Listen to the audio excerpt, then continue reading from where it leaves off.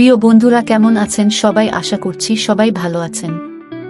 আজকের গল্পটিতে আপনাদের সাথে শেয়ার করব শ্বশুর যেভাবে আমার সাথে তার মনের আশা পূর্ণ করেছিল। তো ভিডিওটি শুরু করার আগে আপনি যদি আমার এই চ্যানেলটি নতুন দর্শক হয়ে থাকেন তাহলে চ্যানেলটি সাবস্ক্রাইব করে আমাদের সাথে থাকবেন। 3 বছর আগের কথা, আমার বয়স তখন সবেমাত্র 16।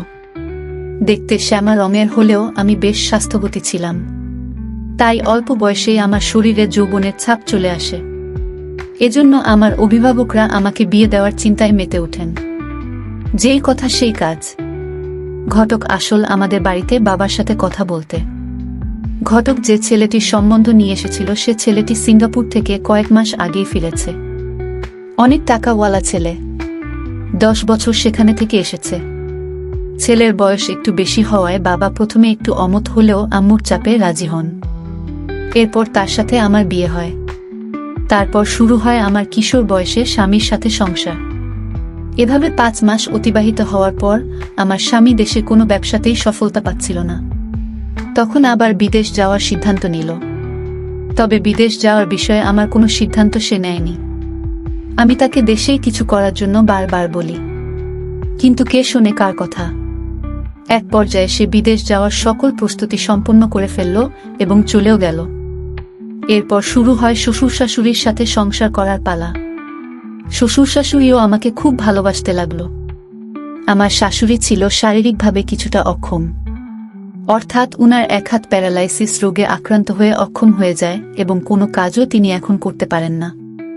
অন্যদিকে আমার শ্বশুর আর একটি বিয়ে করার জন্য ঘটকের সাথে কথা বলাবলি করছিল।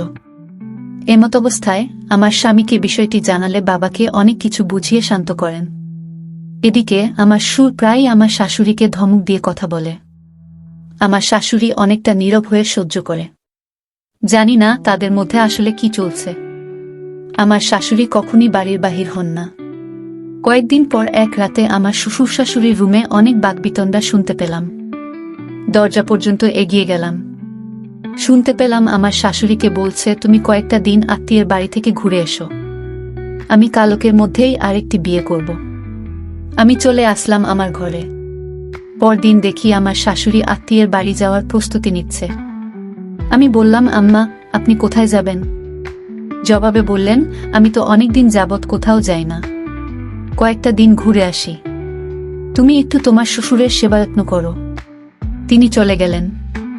ওই দিন আমার শ্বশুর বাজার করে এনে বলল, ভালো করে রান্না করো, আজ মজা করে খাবো। আমি রান্না করলাম। খাবারের সময় আমার শ্বশুর আমার দিকে অদ্ভুত দৃষ্টিতে তাকিয়েছিল। আমি না বোঝার ভান করে খাওয়া শেষ করলাম।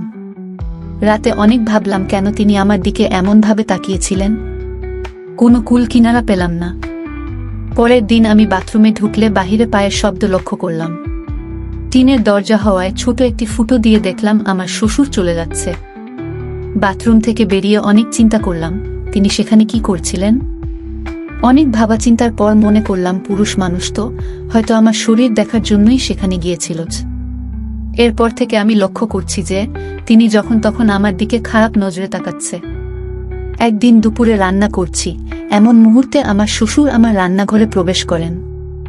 আমি ভয়ে আটকে উঠি, কিন্তু আমার শ্বশুরকে বুঝতে দিলাম না। সারা বাড়ি ফাঁকা। এই সুযোগটাই নিলেন তিনি।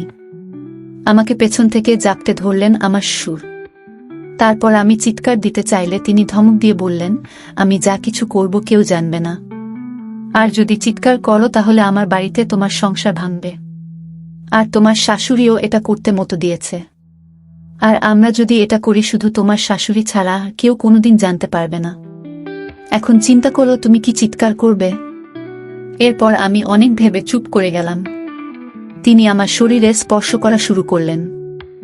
আমি আর বাধা দিলাম না। এক পর্যায়ে তিনি আমাকে রান্নাঘরের মেঝেতেই আমার সাথে যৌন কাজ সম্পন্ন করলেন।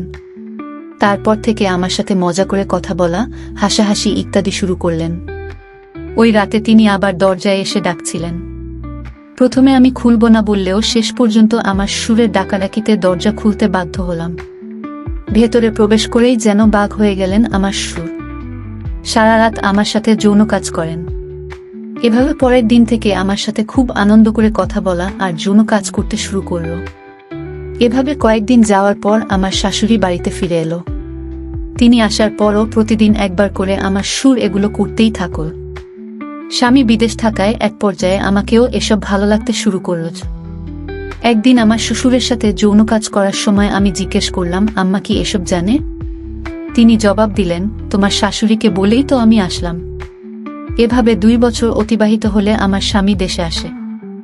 দেশে আসায় আমার শ্বশুরের মন ভীষণ খারাপ। কেন খারাপ তা তো আমি ভালো করেই জানি। আমার স্বামী দেশে আসার পর থেকে আমার আর শ্বশুরের কোনো সম্পর্ক হয়নি। একদিন আমার স্বামী বাজারে গেলে আমার ঘরেই আমার শ্বশুর আমাকে জাপটে ধরলে আমি এগুলো আর করব না বলে সাফ জানিয়ে দেই। কিন্তু ওই দিন তিনি একমত জোর করেই আমার সাথে এসব করেন।